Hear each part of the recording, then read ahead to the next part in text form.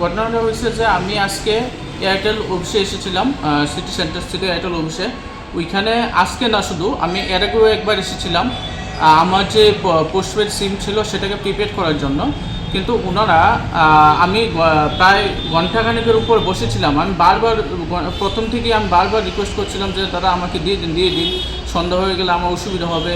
হ্যাঁ, আমাদের যে আইন আছে সেই আইন অনুযায়ী বলা আছে যে আমাদেরকে প্রায়োরিটি সার্ভিস দিতে লাগে, বা আমরা সন্ধ্যা হলে আমরা কী করে বাড়িতে যাবো, সেই কারণে আইনও আমরা দেওয়া আছে যে তোমরা প্রায়োরিটি সার্ভিস পাইবা, যে মানে তোমাদের জন্য আলাদা লাইন থাকবো বা আলাদা সিস্টেম থাকবো।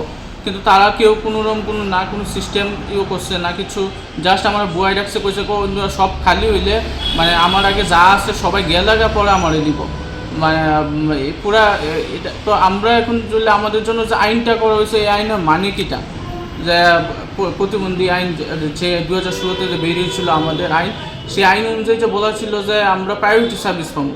তো সেটাই আমি সরকারের কাছে কইতাম চাই যে আপনারা শুধু গভর্নমেন্ট সেক্টর না, প্রাইভেট সেক্টরেও একটু দেখেন যে আমরা যে আইনটা আছে rights of persons with disability act 2016, সেটা যাতে প্রপারলি ইমপ্লিমেন্ট করা হয়, যাতে আমরা গেলে ওইখানে প্রায়োরিটি সার্ভিস পাই, এবং আমরা যাতে যাওয়ার পর যাতে আমাদের যাতে কোনো ভোগান্তির শিকার না হতে হয়। কোন জায়গাতে গিয়েছিলেন?